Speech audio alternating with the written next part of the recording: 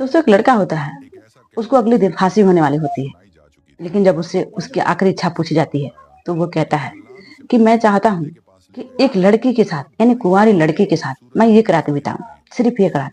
उसके बाद मुझे फांसी दे दिया जाए, क्योंकि मैं खुशी खुशी फांसी चढ़ने के लिए तैयार हूँ। लेकिन बस मेरी आखिरी इच्छा यही है कि मैं एक लड़की के साथ यानी कुंवारी लड़की के साथ मैं एक रात बिताऊं।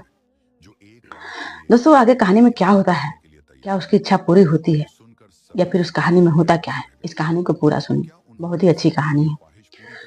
दरअसल एक लेडी इंस्पेक्टर होती है और उसी के द्वारा ये सारी कहानी बताई गई है, जिसका नाम होता है जीनत।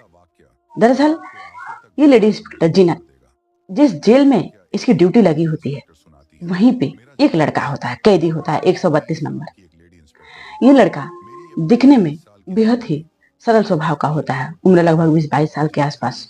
बेहद शांत रहता है, किसी से ज्यादा बात कुछ करता नहीं, अकेले अकेले गुमसुम में रहता था। यानी बेहद सरल स्वभाव से रहता था उस जेल के अंदर। कैदी नंबर 132 था ये लड़का। जो जीनत होती है लेडी इंस्पेक्टर, वो बार बार उस लड़के को देखती है कि ये लड़का इतनी कम उम्र में जेल में आ गया, आखिर इसने ऐसा क्या जुर्म किया। वो लड़के को बार बार देखती रहती है, अपना ड्यूटी भी करती है, लेकिन जितने भी कैदी को देखती है उसमें सबसे सरल स्वभाव का यही लड़का उसको देखता है, जीनत को। वो सोचती है कितनी कम उम्र में ये यहाँ पे कैसे आ गया, और ना किसी से बोलता है ना बात करता है, इतने सरल स्वभाव से रहता है, मानो इसके पास लफ्ज ही नहीं है कुछ कहने के लिए। आखिर इतने गुमसुम क्यों रहता है, यही सब सोचती रहती है कि एक रोज उसको पता चलता है कि अगले दिन 132 नंबर का कैदी, जिसका नाम होता है साहिद, उसको फांसी होने वाली होती है। ये वही लड़का होता है जिसको बार बार देखती है, यानी 132 नंबर वाला लड़का होता है। जब उसको फांसी की सजा सुनती है तो बेहद चौंक जाती है कि 22 साल की उम्र में इस लड़के को आखिर ऐसा क्या जुर्म किया है, इसको फांसी दी जाती है। फिर वो लड़के से जाकर के पूछती है और कहती है कि आखिर तुमने जुर्म क्या किया है। वो लड़का कुछ नहीं बोलता है। फिर इसी बीच इसकी जो माँ होती है वो आती है मिलने उस लड़के से, और आती है, वो कहती है कि बेटा मैं तुम्हें यहाँ से आजाद कराऊंगी, अल्लाह करे कि आजाद हो जाओ तुम यहाँ से, मैं पूरी कोशिश करूंगी।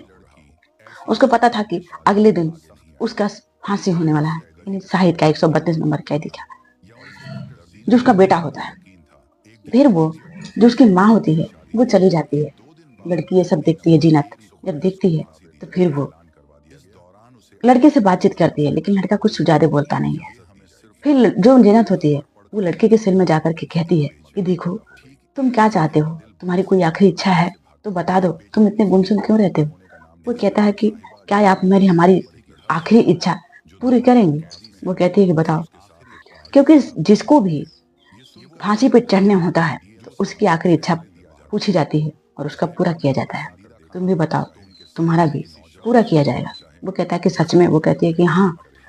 फिर वो कहता है कि मैं एक लड़की यानी कुंवारी लड़की से शादी करना चाहता हूँ और मैं उसके साथ एक रात बिताना चाहता हूँ। जो जीनत होती है वो बेहद भौचक्के से देखने लगती है, जब सुनती है बेहद घबरा जाती है, ये कैसी इसकी आखिरी इच्छा है। वो कहती है कि ठीक है, तुम अगले दिन डीएम से मिलना, तुम्हारे पास आ रहे हैं और तुम उनको अपनी ख्वाहिश बताना, आखिरी इच्छा तुम बताना। वो लड़का कहता है कि ठीक है। फिर जब लड़का डीएम के पास पहुंचता है तो डीएम उससे पूछते हैं, तो उनके सामने भी यही शर्तें रखता है कि मेरी आखिरी इच्छा यही है कि मैं एक लड़की के साथ एक रातें गुजारूं, कुंवारी लड़की के साथ शादी करूं और मैं उसके साथ एक रातें गुजारूं।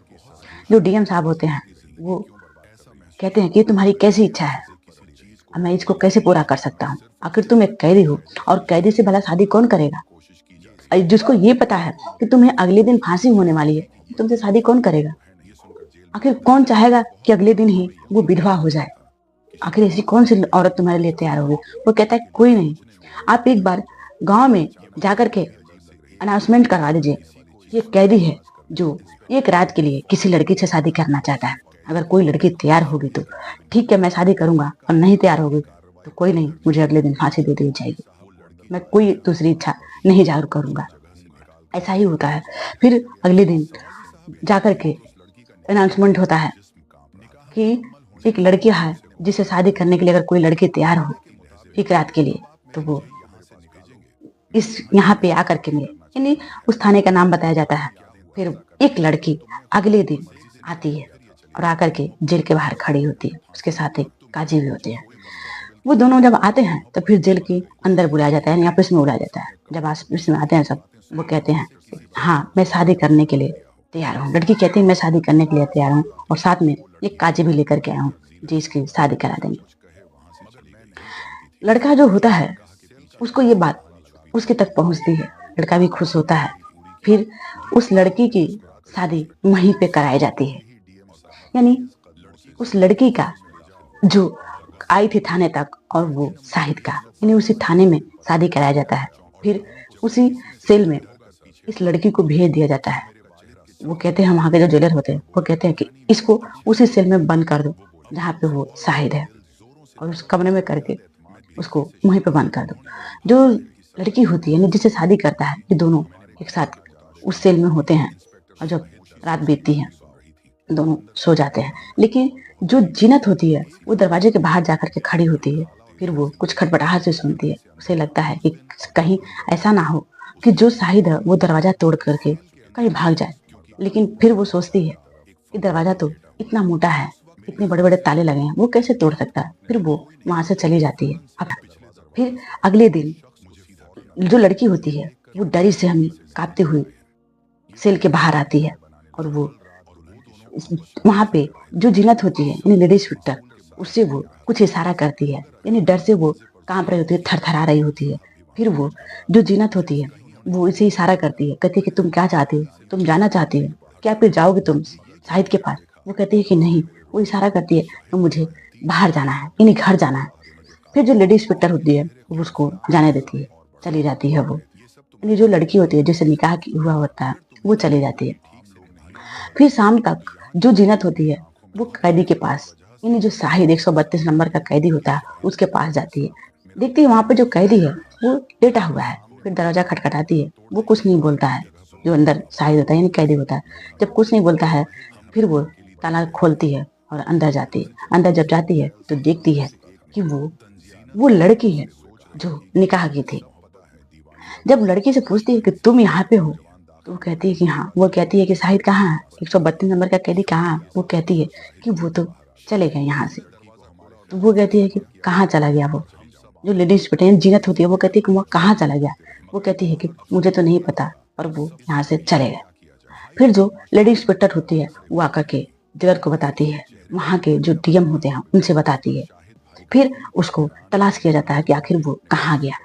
फिर लड़की से ही पूछताछ होती है कि तुम बताओ, तुम्हें तो जानकारी होगी कि आखिर वो कहाँ गया है और कैसे यहाँ से भागा है। लड़की कहती है कि देखिए हमारी जो मजबूरी है वो आप नहीं समझेंगे। वो कहती है कि नहीं तुम बताओ आखिर वो कहाँ गया है, क्यों गया है।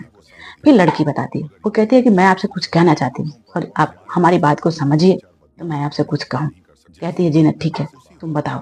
फिर वो लड़की कहती है कि देखिए हमारी एक बहन है, हमारी बड़ी बहन, उससे जो शाहिद है उसकी शादी तय हुई थी। फिर वो अक्सर घर पे आता जाता रहता था दीदी से मिलने।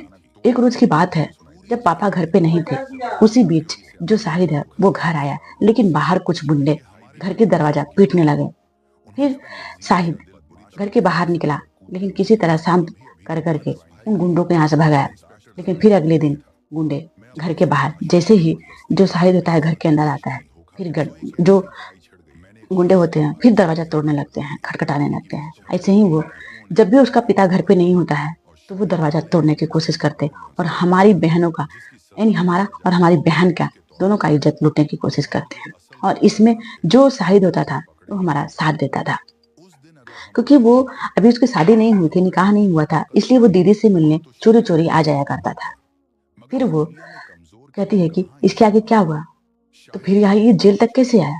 फिर वो कहती है कि उन्हीं सबों ने, एक रोज की बात है, दरवाजा हमारा तोड़ दिया उन गुंडों ने, और तोड़ करके हमारी बहन की हत्या कर दिया और वहां से फरार हो गए। और हत्या के जुर्म में ही शाहिद को, यानी हमारी बहन की हत्या के जुर्म में ही शाहिद को फांसी होने वाली है। लेकिन वो इस रात इसलिए भाग करके गए हैं ताकि उनका एक वकील है और वो वकील की ये मदद किए थे कुछ साल पहले, और उसी वकील के पास गए हैं कि शायद वो वकील इनकी बात माने और इनकी केस को आगे तक लड़े। इसीलिए वो जो शाहिद होता है वो वहां से भाग करके गया है। जो जीनत होती है वो सारी बात सुनती है, फिर जो वकील होते हैं वो शाहिद का केस लड़ देते हैं और लड़ने के बाद शाहिद को बाइज्जत बरी करा लेते हैं। जब ये कहानी सारी जीनत के साथ होता है, वो आंखों देखती है तो वो कहती है कि कुछ कहानी ऐसे होती है जो दिमाग से निकल जाते हैं, लेकिन कुछ कहानियां ऐसी होती है जो दिल को झकझोर देती है और कभी ना निकलने वाली दिल में एक छाप सी बना लेती है। और ऐसे ही कहानी ये शाहिद की थी। फिर जो शाहिद होता है वो बाइज्जत बरी हो जाता है। दोस्तों, हमारी कहानी कैसे लगी आप लोग कमेंट बॉक्स में जरूर लिख करके बताइएगा। जय हिंद।